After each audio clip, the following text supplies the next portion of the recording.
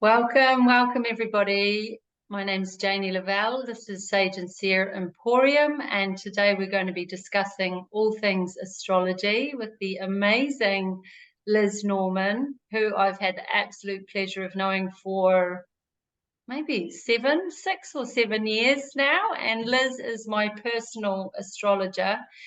And she's also an incredible homeopath, and she is maybe unknown to some people out there. She is the face behind Dynamis and works really, really hard for Jeremy and Camilla Sherr, and has been in the homeopathic game for a very, very long time, and now more in recent years has found herself being called to the stars and has trained as an astrologer. So we're here today to share some information with everybody on astrology, and Liz has got this incredible ability to make it seem really, really easy to understand, and it's just an absolute pleasure to have you here today, Liz. Thank you so much for joining us all, and let's have a little intro from you and how you got into astrology Thank you. Is what I'm keen to know.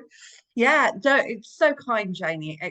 Yeah, and it's such a pleasure to be here. And you know, my absolute passion is just empowering people to understand astrology, to demystify it so that we can all get the benefits that I've seen from it. And I'm so passionate about what it can bring. But yeah, so just a little kind of how did I get here? Astrology was always there. I was always fascinated and interested in it. I did lots of reading, some short courses, but I never formally studied it. But it's always something that's made so much sense to me. And so I kind of did the normal career thing. Then I had my kids, as so many people did. That's what got me into complementary medicine. You know, I wanted something more natural. And so that flowed. I studied Bach flower remedies first.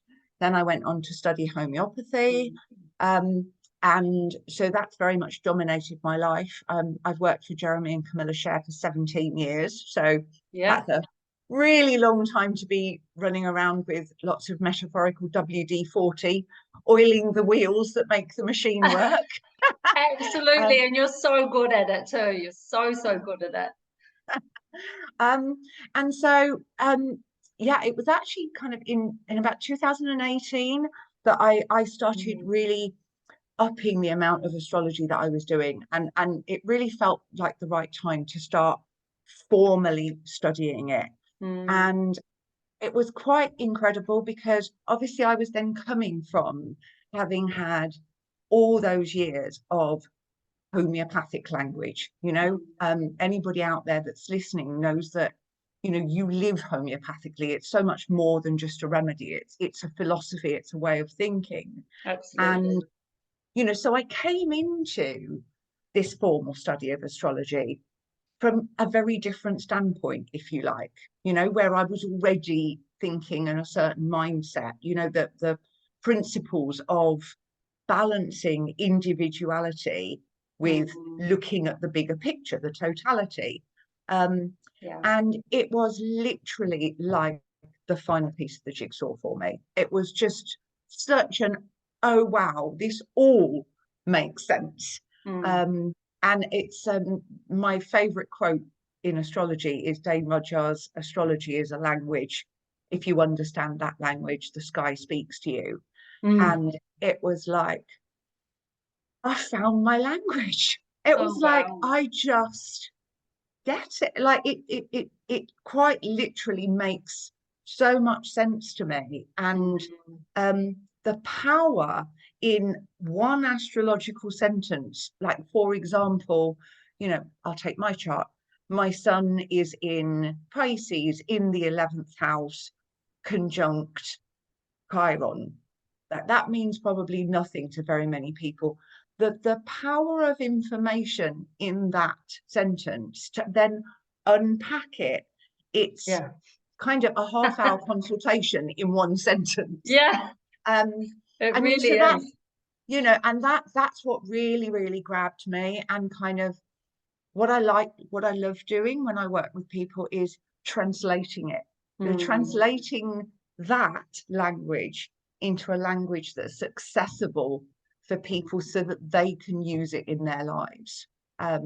Absolutely. And I think even from my first session with you, I come into astrology with, I've been like a hobbyist astrologer, I would say, probably since I was, you know, kind of a child. And I've had my chart done a couple of times, but when Liz did my chart, I think it was last year or the year before you did my first chart. Yeah. And just, we could have talked easily for about 5 hours. There was so much there, but she peeled it back to what was necessary. And I had such an immense depth of learning in that session with you, Liz. It really just kind of helped all my years of being a hobbyist for me to really understand things on another level. And I think that's something really incredible when you do get your chart done. It can seem overwhelming, but if you have an astrologer like Liz who's able to unpack it in a way that's easy for you to understand and connect with, then it's really, really insightful and can guide your life in so many amazing ways. So yeah, that, I think, Liz, that's one of your superpowers, is that you have so much attention to detail, but you keep it really kind of, you have an ability to keep it at the fundamental level so people can understand it. But if we need to go to that total esoteric plane of thinking, then you can go there as well. I've always said you were an earth angel, and you have that material, you know, you have that earthing, that grounding, and that connection to the earth, and then you also have the, you know, the ability to kind of go into the ether and the universe. And which, you know, which I really love. And there was this that when I then understood my own chart through study at a deep level, that's all there. You know, my chart is basically a bunch of planets in Pisces, which is all about expansion, spirituality, intuition, seeing the bigger picture. So, you know, that's where people who work with intuitive energy would be heavy into Pisces. But it's balanced by 3 planets in Virgo, which is attention to detail. And, you know, so astrology quite literally is perfect to balance those, because, you know, it's actually a very precise mathematical language. absolutely. It's not, you know, it's not alongside tarot reading and you know, things that are relying very heavily on intuitive knowledge. It's got its grounding millennia ago, and it's rooted in strong mathematical principles. And I really like that. I like the dance in and out of the two. It fits my chart very well, which makes me smile. Yeah, and it gives that kind of, you have that masculine structure. Yeah. And then you can have that feminine intuitive flow when you're working with someone on an individual level. And Liz is highly intuitive too. So, you know, you do get both the balance that you strive for and love when you have a chart reading. So let's dive in, Liz, right into the start. And thanks for sharing your story, because it's a huge part of where, you know, where you are today. I actually have a memory in Dynamis in 2019 when we were in Dublin together, and somebody brought up the charts then, and you got really excited because you were in kind of the middle of, you know, your studies of that. And I think from then on you were just so engaged with astrology. So bring us back to your learnings, like the simple things like explaining, you know, a sun sign, and how what does it mean if you're, you know, how do people like, so my moon is in Scorpio, what does that mean, you know? So what might be really good here, Janie, is I've got a PowerPoint that I'd like, you know, and it's going to kind of hopefully be from a 0 to, you know, getting to what I really would like to do is, you know, if people see their birth chart, it can be really like scary. It's like, oh God, I have no idea what this is. You know, and I want to unpack it a little bit so that people can hopefully go away from this. And I'm all about empowering people. You know, this isn't about me saying, oh, I think this, I'm good at this. I like to empower people to read their own chart, you know, and that's, you know, and it's a process we do together when I work with people. So this is kind of going to take us from zero of people who know nothing about astrology to hopefully at the end of it, they'll go, oh, okay, that, you know, it's something that's interesting. And then we can dive in and chat maybe about our own charts and see where we are. So I'm going to go ahead and share. So, okay, so let me know if you can see that. Brilliant. Yes, thanks. That's great, Liz. Yeah, cool. fantastic. Okay, so yeah, let's just take it back to the very beginning. You know, what is astrology? And it's that premise, as above, so below. You know, we are operating in a universe, in universal energy. And I love this idea that astrology is where we connect to the oneness of all energy that is around us. And that energy is ever changing. And so when we take that snapshot, if you like, of where the planets are when we were born, it gives us an energetic blueprint of that energy that we can work with for the rest of our lives. Okay, so it's not moving. Let me just. That's okay. I'm just going to stop sharing. So okay, I'm just going to say to everybody, we are in a Mercury retrograde, which means that communications are going wrong, and Mercury's known as the trickster, you know, and it's like kind of Loki energy, isn't it? That like technical things are typical when Mercury's in retrograde. Plans don't always go as you intend. No, absolutely. So there we are. Okay, so you should be able to see it now from the beginning. Okay. Beautiful slide. Oh gosh. So actually, and I think you'll probably get to this, but knowing what time you were born is really relative, because that will help you to discover which planets were in which house at the time of your birth. And if you don't know it, then you know you can still get your chart done. So we should be back in the slideshow, resume slideshow. Okay. Cool. Right. There you go. That's working now. Okay. So for anybody out there that doesn't know, Mercury retrograde is a 3-week period that we have throughout the year, and it's where communications can get a little bit scrambled. So I'm blaming Mercury retrograde for that. So we're back in this. So it's all to me about this dance of the planets, which absolutely, you know, fascinates me. They're each moving at their own individual speed. You know, the moon, as we know, is going around the Earth every 28 days. Mercury has an 88-day orbit. Then we go all the way through to the outer planets, where Pluto has a 248-year orbit. So they have this beautiful dance.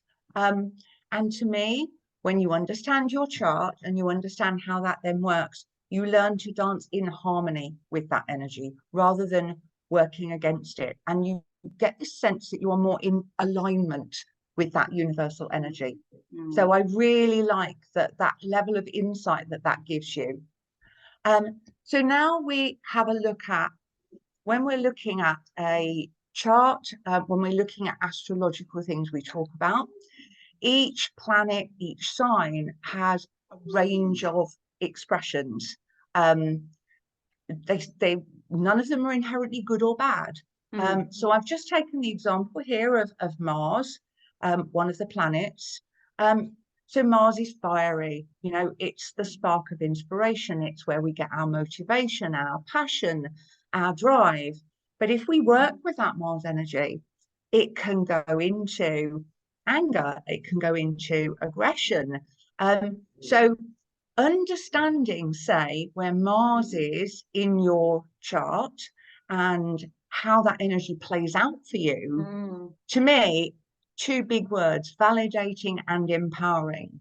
So if you understand how that energy is for you, it's validating. You can say, okay, I understand that's how this motivation, drive, anger is for me. And then you have a choice how you use it. You know, Mars can be the hammer that helps you build a house, or it can smash something up. You Yeah, choose. so there's a polarity in every planet, every star sign, every element as well. And that's one of the really big things that speaks for the synergy between homeopathy and astrology is that we're talking languages of polarities. Yeah, totally. You know, and we're working towards harmony. You know, we're working towards getting that Mars energy at a sweet spot where it works to its best potential. But until you understand those drivers that we have, it can be a lot harder to work with that energy, you know, and to me, that's where the empowering comes from, that you understand that. So basically, what do we have in a chart? We work with 4 main elements in astrology. We work with the signs.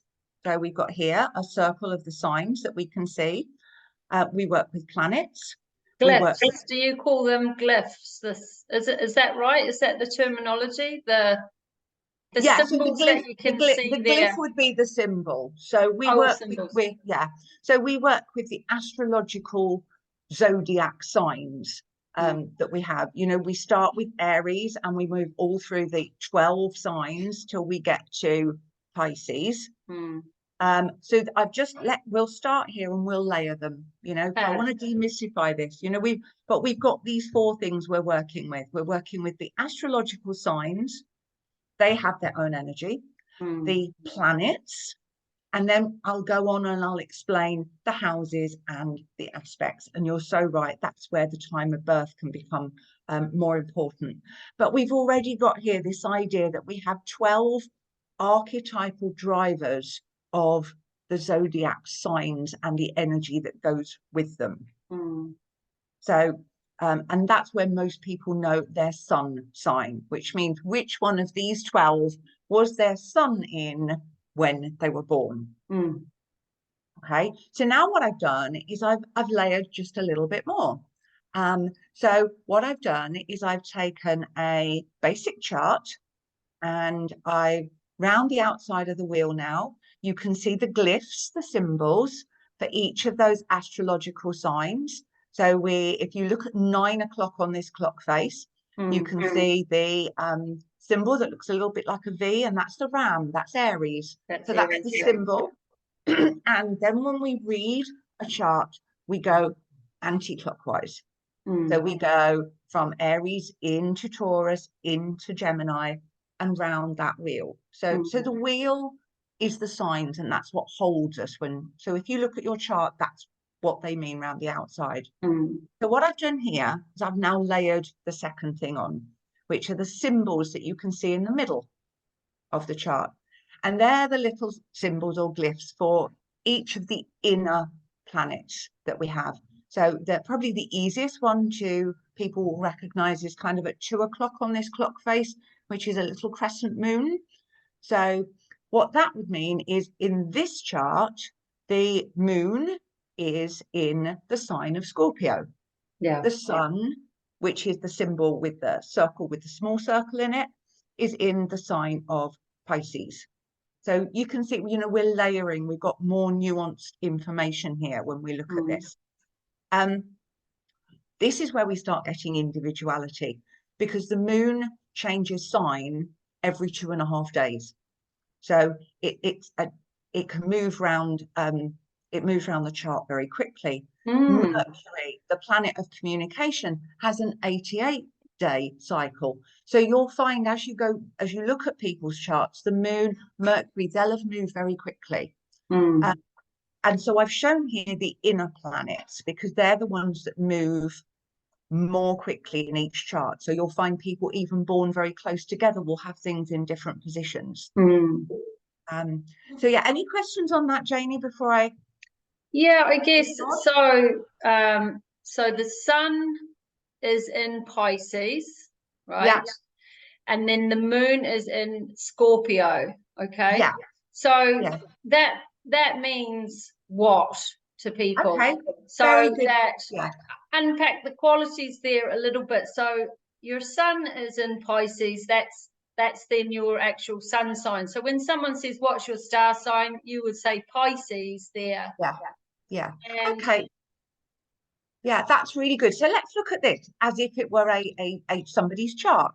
So yeah, exactly. When your sun sign is saying where was your sun, which astrological sign was it in when you were born. So in this chart example I've given, the sun is in the astrological sign of Pisces. So let's look at that. Your sun represents your identity. It's your core self. And in its truest form, it's our soul's mission in this lifetime. Okay. You know, it's our conscious self. We have to be careful. There's a range in this expression that it can jump into ego. So again, when we look at the sun and what it is and how it's operating, we can see the different levels that it's at. So sun in Pisces. So your identity is operating in a Piscean manner. So Pisces is a water sign. I love working with the elements. So we're in an emotional realm when we're in the water signs. Each of those signs then has an element and a modality. And the modality says, how does it operate? That would be the adverbs, if you like. So it's mutable water. Mutable is flexible, adaptable,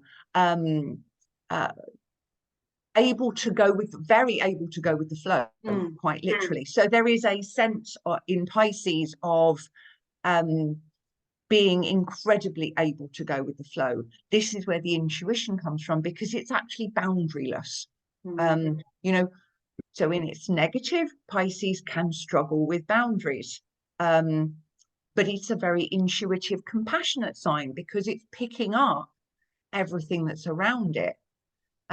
So you get a lot of spirituality, a lot of intuition in Pisces. A lot of people who work in healing will have a strong Piscean element in their chart.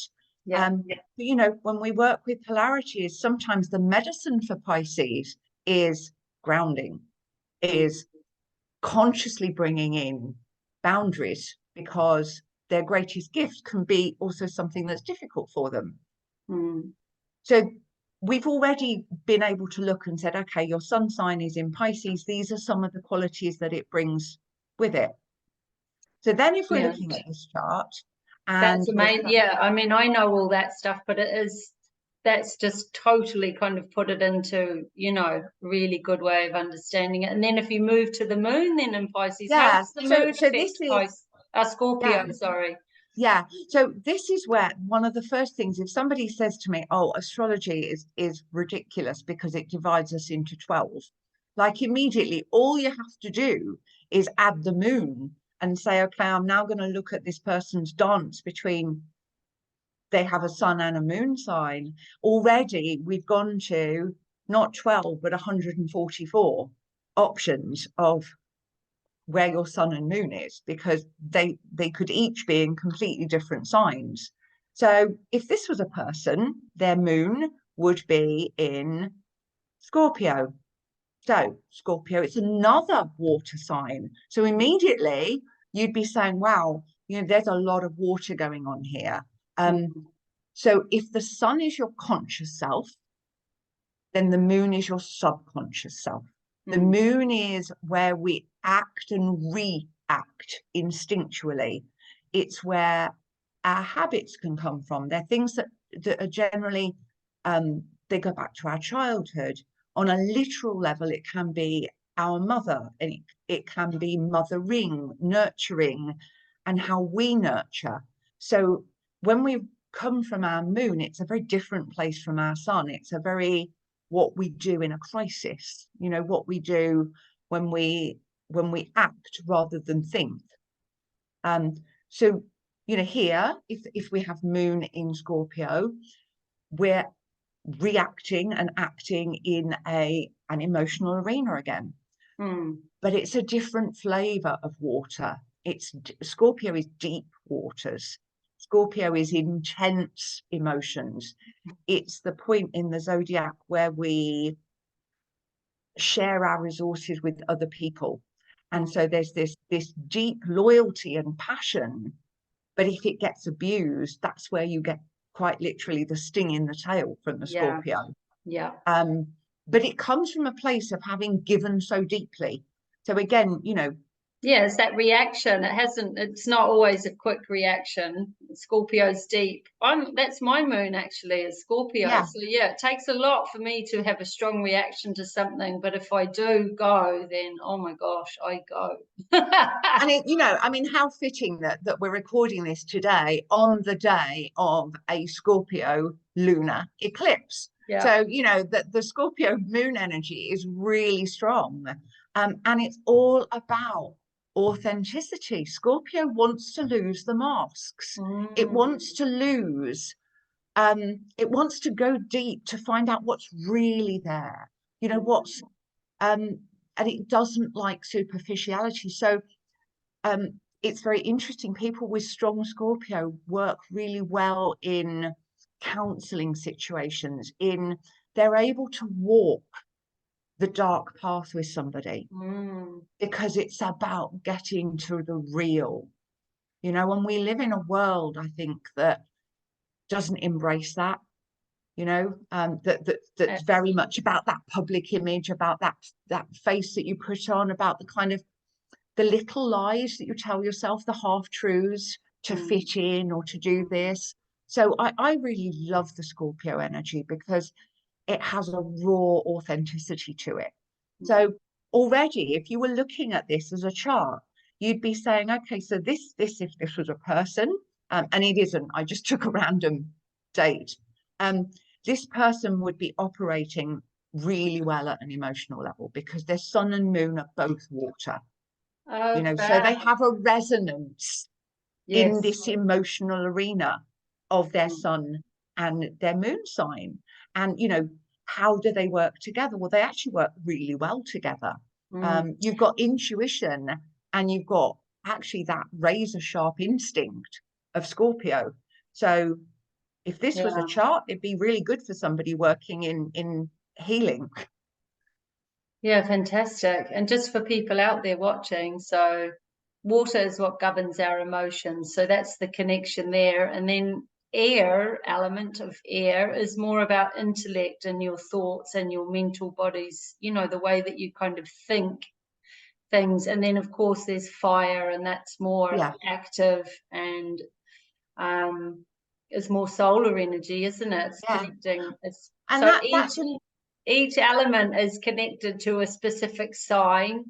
And, you know, of course, then again, Liz, we go back into the polarity of the elements as well. Yeah. And I mean, I love that because it fits exactly with working with the Mappa Mundi, which is one of the things I love in homeopathy, is that we work with the same polarities, that you have fire opposite air. So when we look at the zodiac wheel, we have fire signs opposite air signs. We have water signs opposite earth signs. And often when somebody has things that are challenging in their chart, sometimes the medicine is in the polarity. The medicine is in the balance that we get. So I'm so glad you brought that up, Jamie, because not only then would you be looking at this wheel and saying, where's the sun, where's the moon? You can see round the side, you can actually see that each of the glyphs are in a color. So the water signs are blue, the air signs are kind of orangey, the earth signs are green, and the fire signs are red. So when you look at this, you can see that on this chart, we've got in Pisces, we've got Saturn, Mercury, and the sun. We've got the moon in Scorpio. So we've got a lot of energy going on in water. not just the sun and moon, but there's other things there. So we can actually then look at, if you like, at this chart through an elemental lens. You know, Yes. this person is working really well with water, but they've also got a fair dose of fire here, because they've got Jupiter and Venus in a fire sign. So you can immediately, without even looking at planets, when I look at a chart, I'm diving in with the elements 100%, you know, to say what realm is this person working in. So we've looked at that, and we've, you know, I've put in the personal planets, they move quicker. So we've got an idea of where this is. So now we're going to layer another onto here. So what I've done is I've taken the same chart and I've added the aspects to it. And the aspects, basically, this is where the maths comes in, because it's basically taking the angle and the degree of a planet in a sign and saying, what angle does that make with another planet?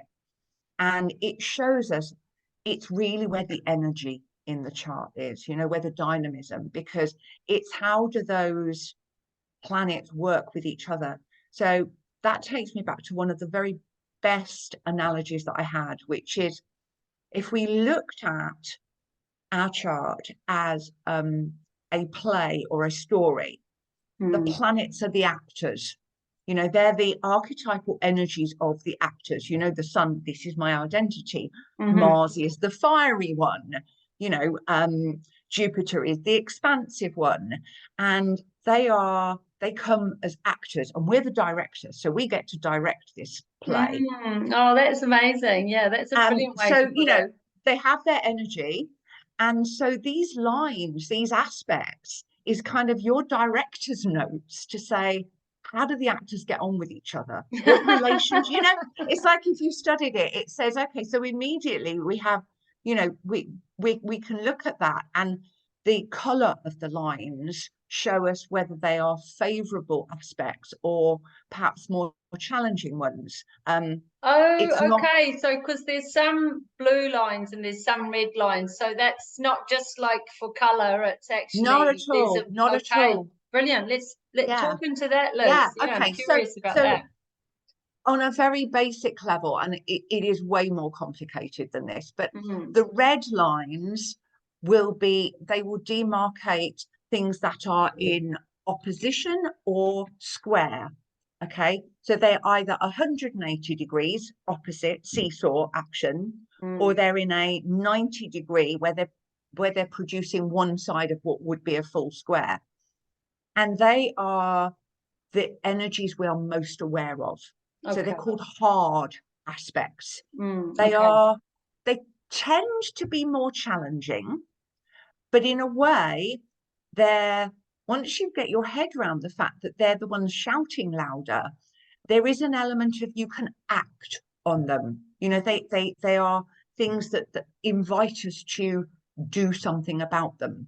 So although they can be more challenging for us, they're things that we can easily work with. So the red lines, if we see them in a chart, are the squares and the oppositions. They can be challenging, but they invite us to work with them. Then the blue lines that we see are trines or sextiles. The longer blue lines are trines, and what they demarcate is a free flow of energy. So the one that's going from Gemini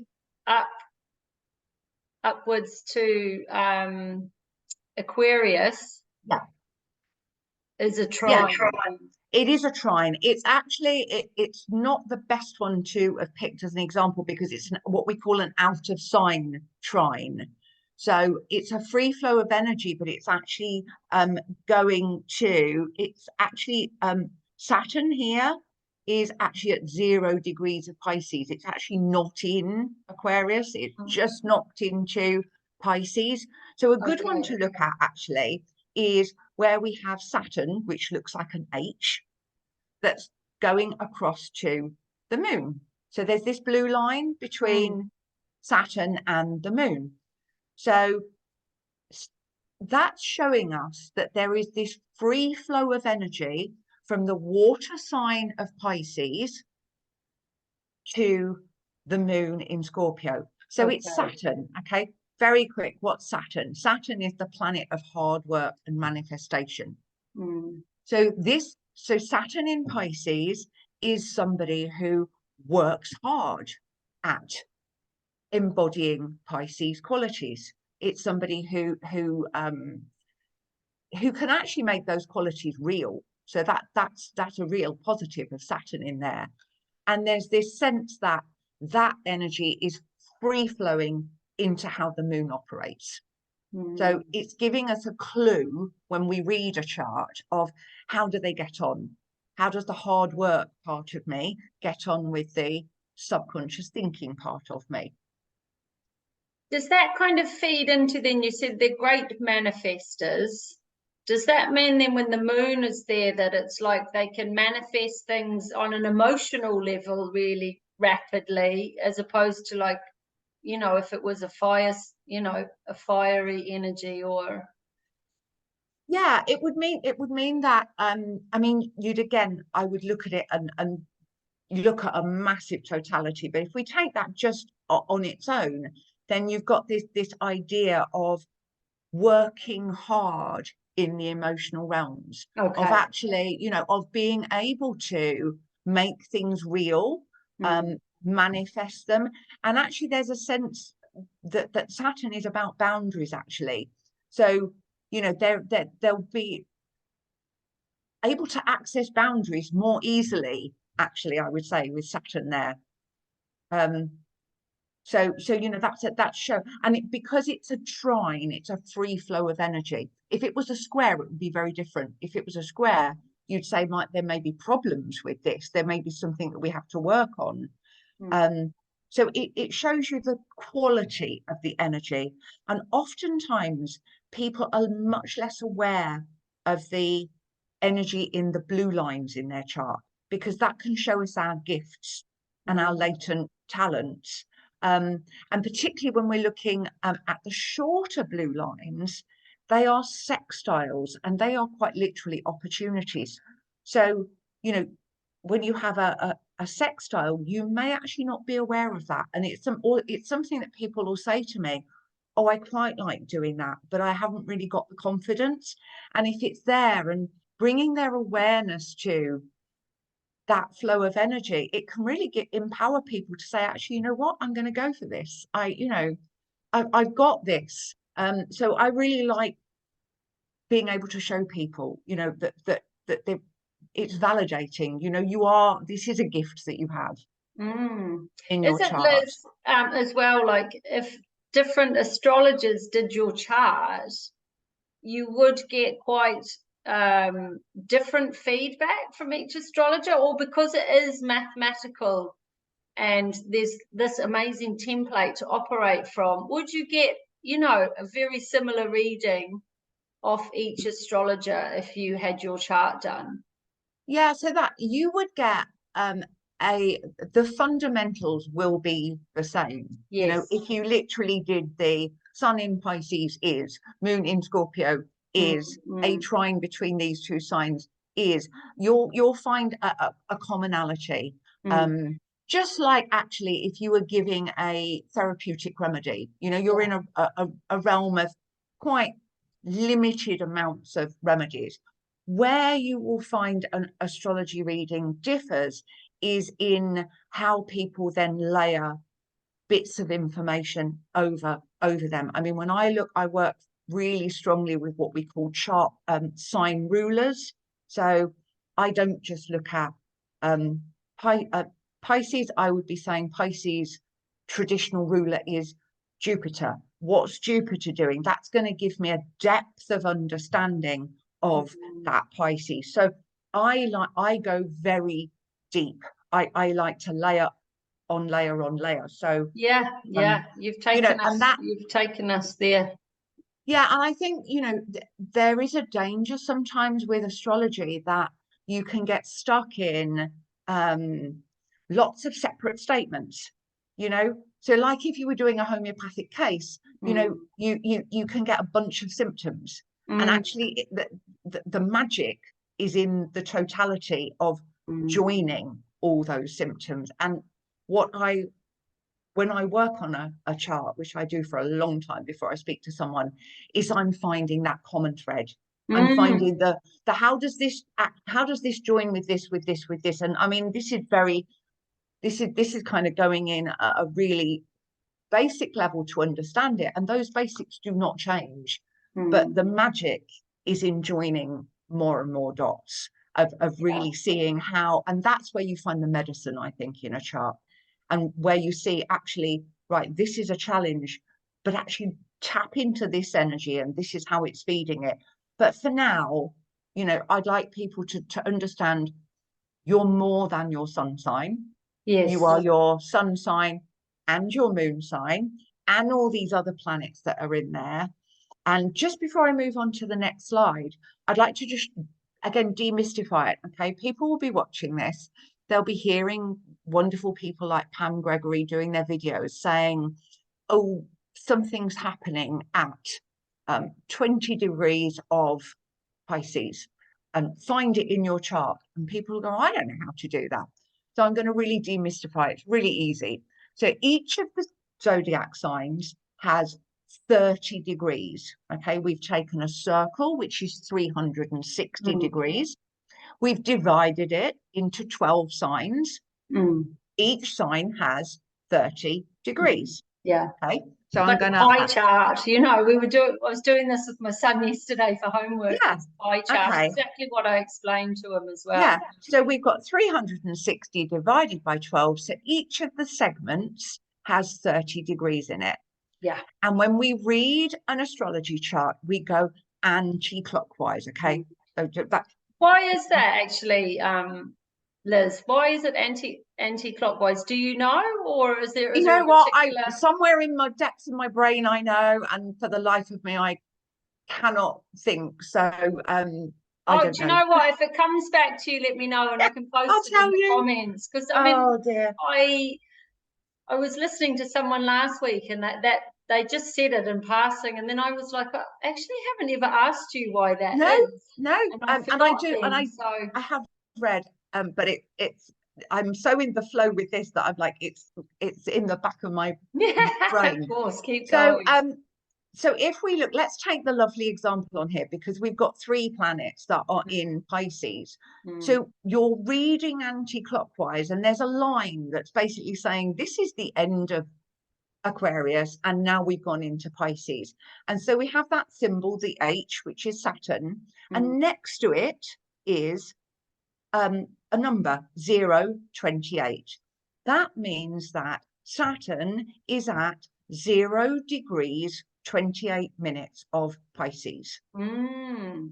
Right. So, you know, simply understanding that, if you're listening to a video and somebody's saying something's happening at 0 degrees of Pisces, have a look at where that is in your chart. Well, there you go. That's how you find 0 degrees. So let's just cement that in a bit. Very Saturn thing to do, cement it in. We've got the sign of Mercury, little horns there. And that's in Pisces as well. And next to it, we can see the number 1512. That means that Mercury is at 15 degrees of Pisces. So there you go. It's demystified it. It's yes, really is, because you can go online and you can type in your birth details and you can get your chart up. There's loads of free websites that you can do that. I'll give you a link to share with people. So you know, even if people can then just go, oh, okay, I'm looking at it and now I understand what that means, is that my sun is at 20 degrees of Pisces, my Mercury is at 15.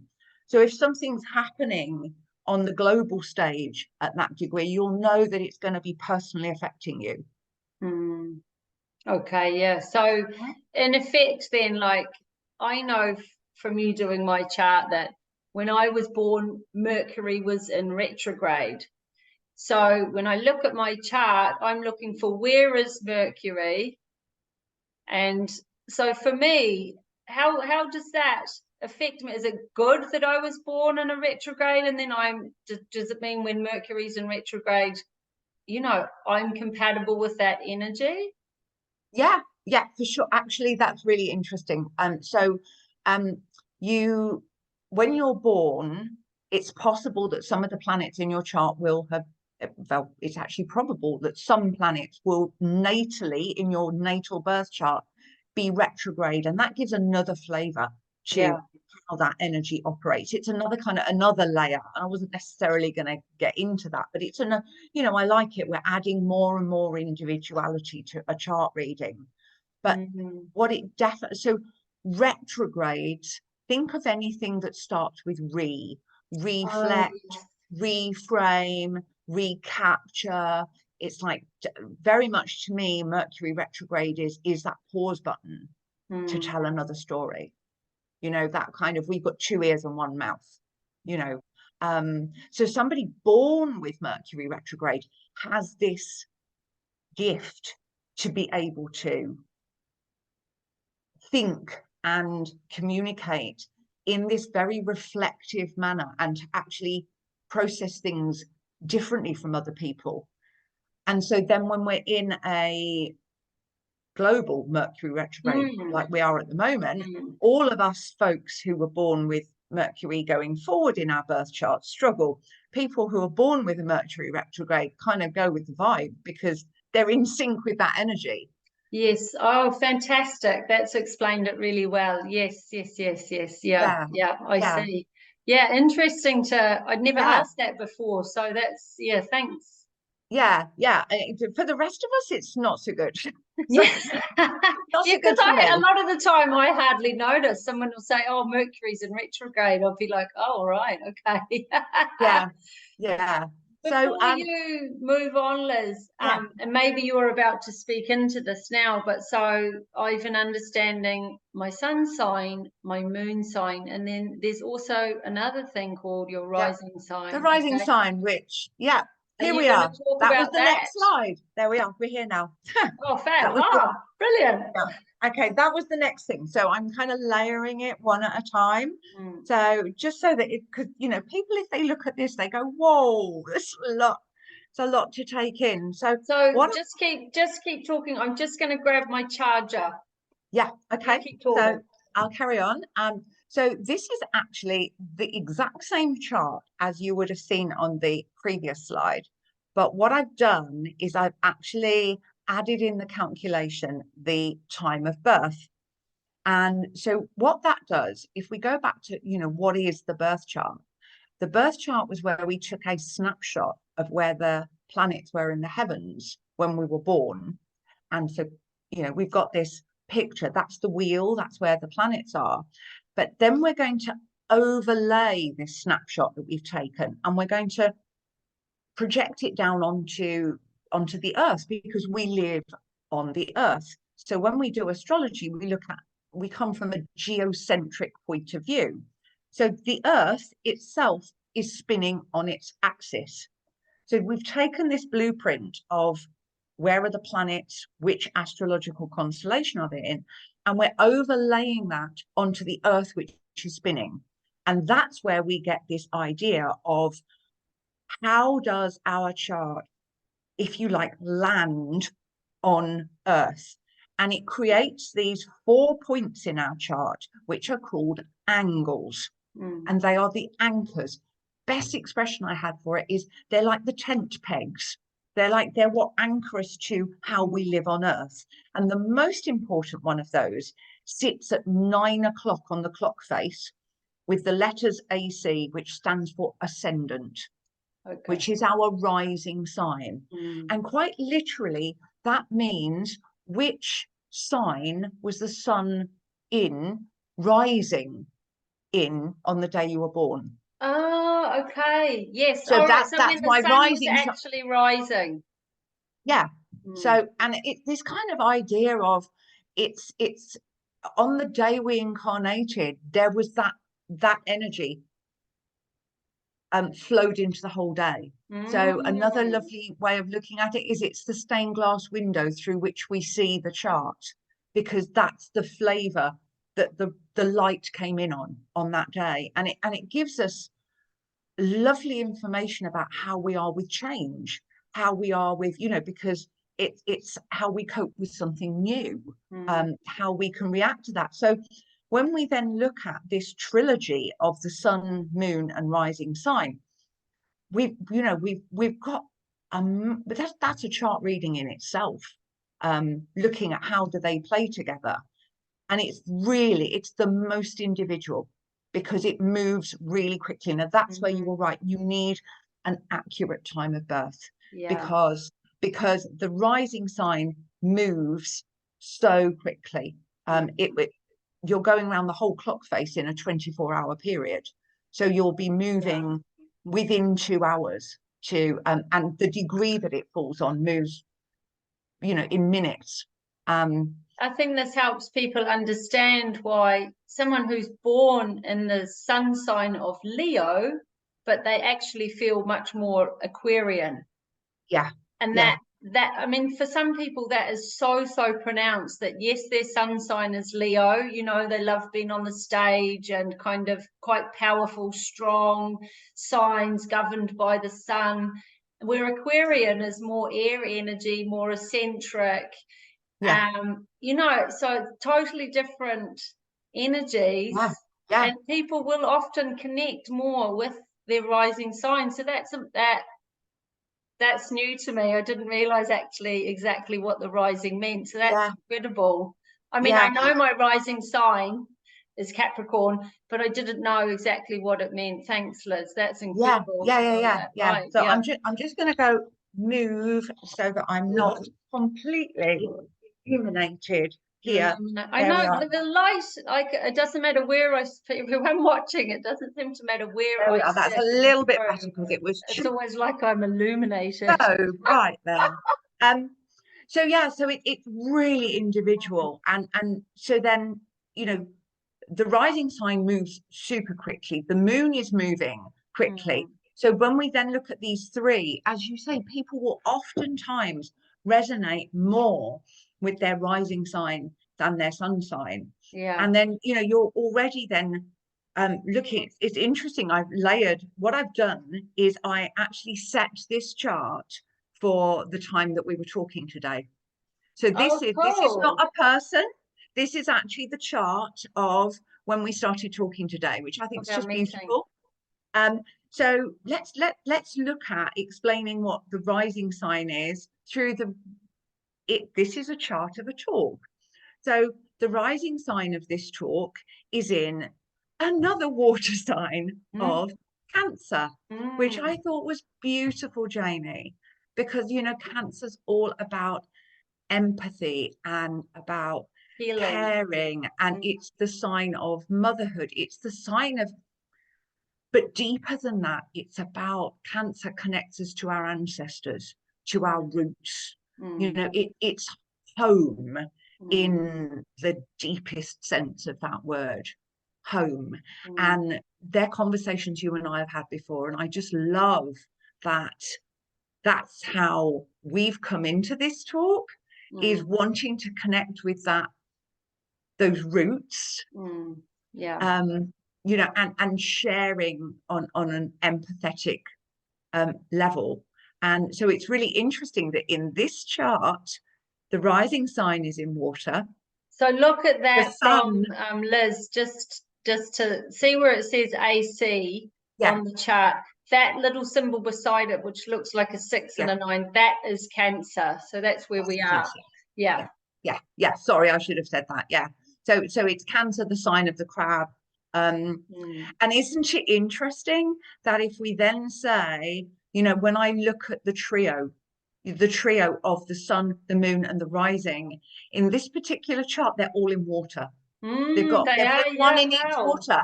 And I just think that was beautiful, really. It's about flowing. There's caring, there's intuition, there's empathy, there's wanting to nurture people, and I thought that was really lovely. And you can see how then the rising sign adds another flavor to when you're looking at this, because if it was in another sign, it would flavor it so differently, wouldn't it? Yeah, of course. Yeah. And Yeah, so the three water signs are Cancer, Pisces, and Scorpio. That's yeah, right, isn't it? Yeah. yeah, And then so so there's 12 signs and there's 4 elements. yeah, So you can, divide it up that way. So we're in a yeah, lot of water for this chat. yeah, yeah. Look at that. I'm in a nice blue space, and you've got a lot of blue in your top. Yeah, yeah, yeah. But that's, and actually that's the first thing I'd be looking at and going, okay, so this is operating in this arena. This, we're in a watery world. And the And moon, it's a full moon today in it Scorpio, is. isn't it? Yeah, yeah. Yeah. We're recording this on the day of the lunar eclipse in Scorpio, which is so powerful. And yeah, it's really tapping into this energy of, it's a very healing and transformative energy. And it's actually kind of going aside, when I've been looking at this, the astrology for today, Scorpio, the modern ruler of Scorpio is Pluto, all about transformation. But the traditional ruler of Scorpio is Mars. That's where Scorpio gets its passion from and its intensity. And right now, Mars is in Cancer. So Mars isn't normally so happy in Cancer, but it's forming a lovely trine. We talked about this free flow of energy with the Yeah. moon in Capricorn. So we've got this idea that we've got this flow of, I've just realized it isn't for today. I plotted this chart a while ago, so I apologize. It's the one that's come up that I'm working on, because Mars is in Cancer right now. So there you go. That's a Mercury problem. Mars in Cancer now is giving us an empathy to how we navigate. It's giving us an empathy to how we navigate what's coming up in the eclipse that's going on at the moment. So So could you say there, Liz, because the Mars is in Cancer and the Mars is that fiery, energy that you were talking about earlier, and does Cancer have a kind of a softening effect on that energy of Mars, or? okay, so this is where knowledge of astrology is validating and empowering. Okay, Mars is not happy in Cancer. Their archetypal energies are very, very different. Yes, It's totally. fire, go-getter, action. It's caring and nurturing. Okay, so simply understanding that you're working with two energies that don't Opposite necessarily work nearly. well together. What you can do is bring your awareness to it and say, okay, what qualities of Mars can I use? Well, we can use the motivation, we can use the inspiration, and we can channel it. We can bring our awareness to channeling it through Cancer. So we're then in its positive. Mars gives us courage. Mars gives us the courage to look at our feelings. So it's by understanding that each sign and each planet has this range of possibilities. You can either get Mars angry about Cancer, things that you care about and protect, and you can blow up. Or you can say, okay, I understand that this is not an easy place for it to operate. I'm going to practice the pause. I'm going to take that energy because it's really good. The fire is good, but I'm going to choose how to use it. Yeah, totally. Anger is a positive emotion, but how you channel it and unpack it is important. Yeah. That reaction. Yeah. So, I think it's like respond, don't react. Yeah, Isn't it? 100%. Yeah. That's one of the big things that I say. And if astrology gives somebody a tool in their toolkit to help them understand where it's coming from, it's kind of, you can diffuse bombs, because you understand where it's coming from, and you can put that point in where you respond rather than react, and you understand that there is nothing inherently good or bad. It's just what you do with that energy. Yeah. So you know, and even understanding your rising sign, that would be how are you going to react to new situations? You know, Cancer rising is going to come to the work. People will look at a Cancer rising person as a very nurturing, caring person. They will come at new situations wanting to care and nurture. So that's very much how they operate and how that shows in their life, which is a beautiful quality. So as you say, somebody may resonate with that more than their sun sign.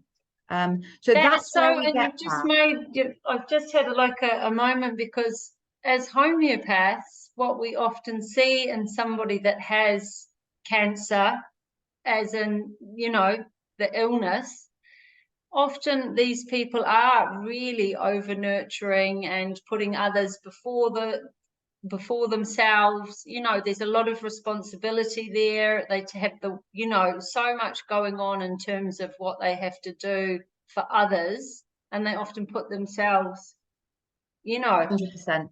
Yeah. second in their lives. And so what came first then? The Cancer, the star sign, or Cancer there's a star sign, obviously, wasn't it? Yeah. So in this example, we've got the sun is in Pisces, and Cancer is the rising, and the moon is in Scorpio. So this is a very, very watery chart that we're looking at there. But you're so right, and then you would be looking at, opposite the ascendant at 3 o'clock on the clock face, we have the descendant, the DC. And that tends to be the qualities that we are seeking from outside to balance, to bring that balance in. So, that's again where we're working with these polarities. We're seeking, in this particular case, this person would be seeking the earth qualities that Capricorn brings. Capricorn's all about building. It's about structure and solidity, and about having a long-term plan, which, you could understand if you were lost in the watery realms of overcare, they would be good qualities to bring in. They're earthing. So that's why, the polarities there can be a medicine in the polarities. So that symbol in the green is Capricorn, guys, just in case. Symbol is Capricorn. Yeah. So Liz, then the houses are where we see the numbers 1, 2, 3, 4, 5, 6, up to 12, isn't it? Yeah. So in the middle, then what we've done is we've taken our wheel, which we had in the first place, and we've divided it into spokes, into segments. And in the middle of those, we've got numbers 1 to 12, and they form what we call the astrological houses. Okay, and that basically means the arena or the area of our life that energy plays out most strongly in. So if we go back to, we are the director of this play called Our Life, and we have the actor, and the actor is the planet, and it's wearing the costume of a sign. It's then, what part is it in the home? Is it in the workplace? Is it in the learning? Is it, when we go through this play of our lives, we've got different arenas that we go in and out of, and it's those houses that show us where that energy plays out. So we go round them, and on a really, really basic level, we can kind of go from 1 to 12 round the wheel as we build our persona. The house number 1 is quite literally, who am I? It's the beginning. House number 2 is my resources. It's how you make a living. It's how you bring things in to in order to be me, how I make a living, what makes me feel safe and secure. And then house 3 is like our early education. It's our neighborhood, it's around us. And then we go all the way around, and we layer, if you like, our development till we get to the 10th house, which is our, all the way through, 10th house is our vocation, our kind of purpose, how we shine brightest in the world. all the way through to, 11th house is groups and causes and friendships, things that are bigger than us, things that we interact with that are beyond ourselves. And then the 12th house is where we connect with the universal everything again. It's the invisible world. So there's this idea of that we're building as we go round, and it adds another flavor to how does a planet operate in the chart. Yeah, so encompassing, isn't it? My goodness. I mean, let me just actually, the one we, so the one we detailed and so talked about. Oh, the one we talked about. So let's just look at that, because kind of we talked a little bit right at the beginning. What is Sun in Pisces? Sun is your identity. Let's make it really simple. Okay. Sun is your identity. It's your soul's purpose, your soul's mission. It's in Pisces, compassionate, intuitive. There'll be a lot of healing there. There's a lot of intuitively seeing the bigger picture, spirituality. And it's in the 10th house. The 10th house is where we shine brightest in the world. It's our vocation. So this, in a chart, this would be somebody very much using those qualities in their work and in their public work. Whereas if it was in another house, it would have a very different flavor to it. Yeah. And so, Liz, actually then, if that person wasn't experiencing what their chart, shows, is it like that they're stuck in their lives, they're not on their soul path? What could be a kind of an example of, well, this is your chart and this is what your chart says, but actually the way they are in the world is not reflective of their chart. Does that make sense? Yeah, no, Janie, 100%, that is a thing. And that's where what you can do. When I work with people, I kind of meld this idea. I like people to come in and tell me already, where are you? Tell me about yourself. Tell me how you've got to where you are, and tell me what questions are coming up for you.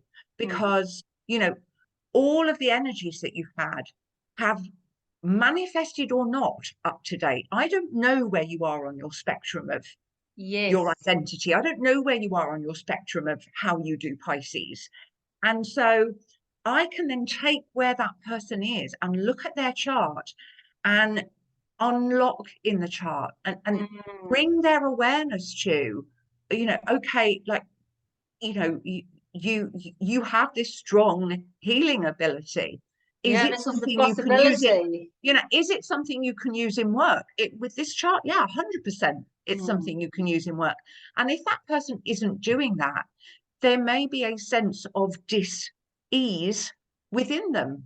So this is where the chart, I think, does bring medicine, because, we are unique.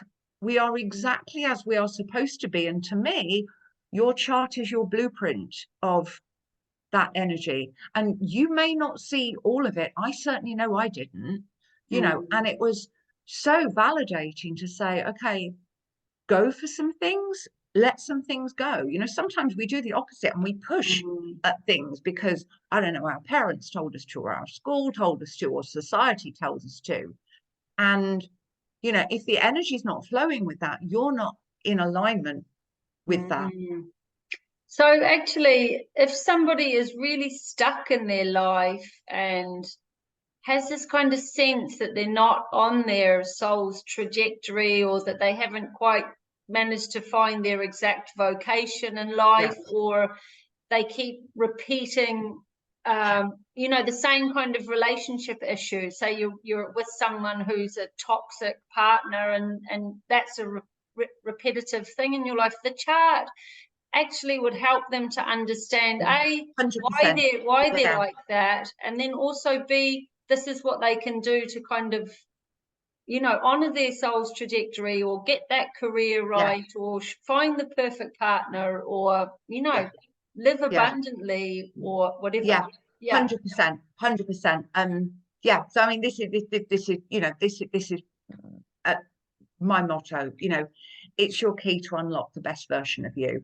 You're there, you've got the gifts, you have the gifts anyway, but actually you may not be aware of all of them. In fact, if you were, I would be really surprised, because, you know, I'll just stop sharing now. You know, we don't know them. We're not going to inherently know all of those. And so I think that astrology is such a great part of the healing toolkit that we can have. You know, it isn't everything, but it will give us signs and insights, I think, beyond other modalities that we can work with. And we can take that into how we work, you know. But as you said, you know, if it very much, I like what you said about patterns. We can get stuck in patterns. And you know, when I showed the slide with the aspects, people get very stuck in doing a square, you know, that they'll get stuck with doing one part of the energy, and they don't see that if they actually unlock another aspect pattern, they'll actually be able to, it's a catalyst for change. And that's actually what a remedy is. It's a catalyst for change. Yeah, it's that powerful. And do you know what I love about astrology is it's having this massive renaissance at the moment. You know, so many people are like just so into it, and it has evolved beyond just astrology.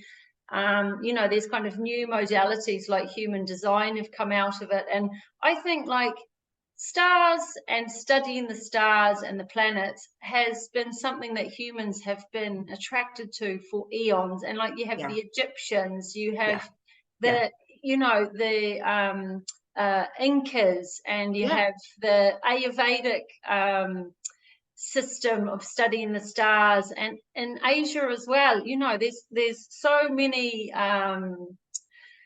different cultures that have you know, their own way of studying the stars, but we're looking at the same stars. So there's all these correlations and crossovers in each culture's understanding of the stars, and I am so interested in that as well, you know. And I think there's so much to unpack for anyone that's, you know, got any inclination or desire to study astrology. Then get your chart done. You know, that is the first place you want to start, is with your own chart, and then, you know, move forward from there. And I hope today's talk has been really helpful and informative, and just to give you the fundamentals of astrology, you know, and help you unpack your own kind of trajectory a little bit more. Awesome. So Liz, thank you, Janie. It's been always a pleasure to talk to you. And I really hope that people, it's demystified it a bit for people, you know, so that they can start this journey themselves of working with their own chart. So you're offering, Liz, is it like a basic kind of, you get a basic chart done? Well, let me talk about mine. Liz did my chart, and then stuff was going on in my life, and I messaged her and said, there's mad shit happening here. Can we do my chart? And it all became really, really quite, you know, understandable once you unpack the chart for me. So it's not something you just do once. You can you go back in and get a kind of an update.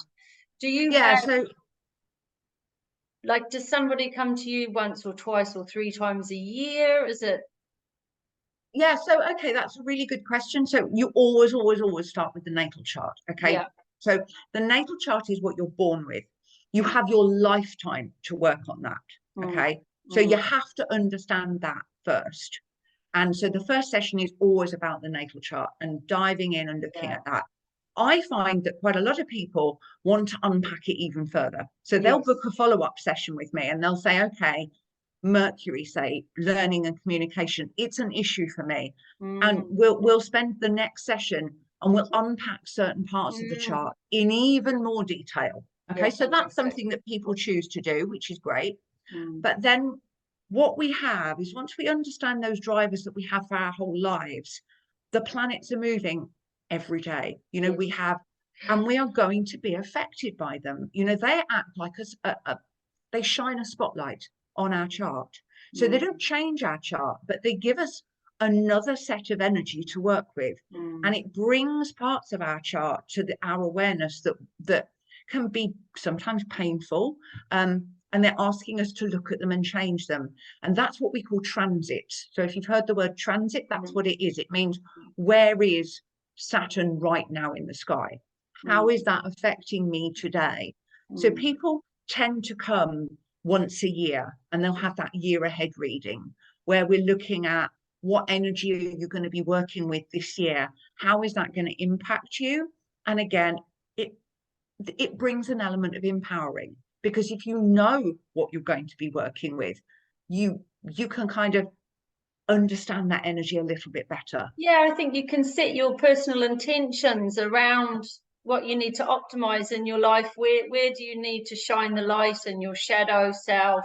And yeah, you can tune into the energy of the planets or the elements or what have you much deeper than when you have your chart done, so you know what you need so to most be aware of. most people will come back once a year, although I do find that actually quite a lot of people, because they like the idea of finding the medicine in the chart, they're actually coming about every 6 months, because it's a real check-in. Because what that light shines is it gives you this deeper awareness of the natal chart as well. So every time you go in, there's these real aha moments of like, I get that about myself now. I get that driver in myself. And, you know, so it's sort of a duality there. But definitely, you know, it's not a one-off process. If it is for some people, that's great, and you'll have a deeper awareness. But for other people, it just, for me, it gave me a chance to navigate when my own life was quite a stormy sea. And it gave me an anchor and a compass to to navigate that. And I'd like people to hold that to finish with, because that was a very powerful for me. And that's why I'm here now doing what I do now.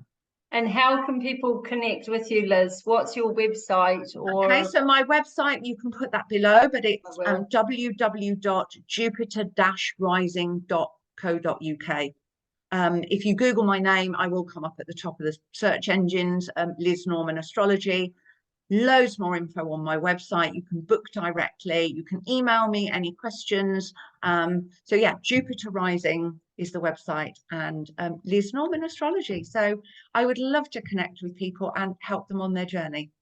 And do reach out to Liz. She's phenomenal, and she, you know, I can vouch for her, and I wouldn't recommend anyone that I couldn't vouch for. So thank you so much for joining us. I hope everybody's learned something today. And Liz, you've been really, really helpful. Thank you for your time and your energy and just your light and your love in the world. It's amazing. Thank you so much. Thank you, Janie. Thank you, everybody. Everyone. Bye-bye. Take care. Bye Bye. now.